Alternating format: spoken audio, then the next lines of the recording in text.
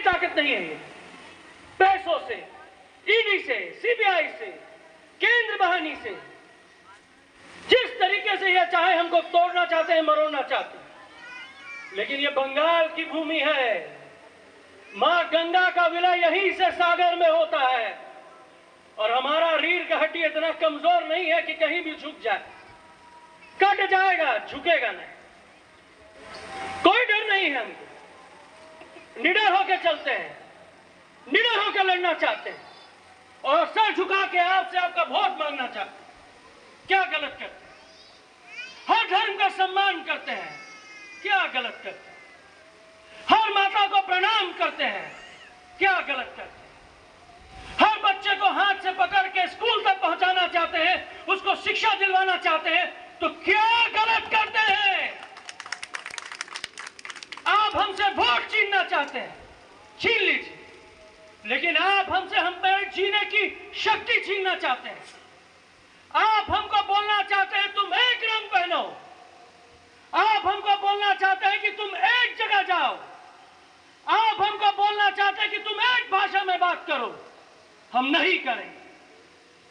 हमारे भारत की विशेषता है, अनेकता में एकता है। नहीं समझेंगे वो। हमको समझाना होगा। टीटागढ़ को संकल्प लेना होगा। हमारी माताओं को जो सोचती है कि वो राम के भक्त हैं, वो ना राम के हैं ना रहीम के हैं, वो सिर्फ गद्दी के हैं। उनकी गद्दी गई, हमारे घर से राम चले जाएंगे, ऐसा वो डराते हैं। कौन हिंदू डरता है भाई? कौन मुसलमान डरता है? वो वही डरता है जो भाजपा करता है। वही डरता है जो भ्रष्टाचारी जुमला पार्टी का संयोजक है। आप भ्रष्टाचार करेंगे तो डरेंगे नहीं। आप जुमला देंगे तो जनता पूछेगी नहीं। और जब जनता पूछेगी और जब भ्रष्टाचार करेंगे तो आप नहीं डरेंगे तो हम डरेंगे। वो डरा के वोट लेना चाहते। जब हम रामनवमी करते हैं, हमने हावड़ा में रामनवमी की यात्रा निकाली, तो हम लोगों ने एक नारा दिया है, रामलला की निकली सवारी तलवार पर कलम है भारी। हमने 10,000 कलम बांटे। कलम से लोगों का मन जीता है, क्योंकि हमको पता है मेरा बच्चे को अगर रामचरितमानस पढ़ाना है तो उसको कलम की ताकत को पहचानना होगा, उसको कलम देना होगा।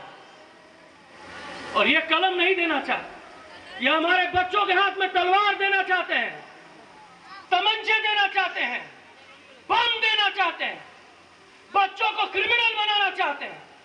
हमारी माता हमारे पिता को जीवन भर के लिए माथा को नीचा करने के लिए शर्मिंदा करना चाहते हैं। तो क्या आप उस पार्टी के साथ देंगे? क्या उस पार्टी को वोट देंगे? हमारे बच्चों का भविष्य है 2024। ये जिस तरीके से हमारी संस्थाओं को बेच रहे हैं, हमारे नवरत्न कंपनियों को बेच रहे हैं, ना रोजगार रहेगा, ना हमारे जीवन की साधन रहेगी और ना महंगाई हम रोक पाएंगे। अगर महंगाई में बांध बांधना है तो बीजेपी का हाथ बांधना होगा। भ्रष्टाचारी जुमला पार्टी को यहीं पे खत्म करना होगा और हम खत्म करेंगे 20 मई अपने वोट की ताकत से, क्योंकि ये ताकत हमको संविधान देता है। और उसी संविधान के वजह से आज जो बैठे हैं, उसी संविधान को तोड़ना चाहते हैं, उसी संविधान को खत्म करना चाहते हैं। और समय आ गया है, थोड़ा सा चाहिए। मैं आप लोगों से एक अनुरोध करूंगा, जितने भी लोग हैं मेरे साथ वचन लीजिए कि आप सिर्फ वोट देंगे नहीं, दिलवाएंगे भी।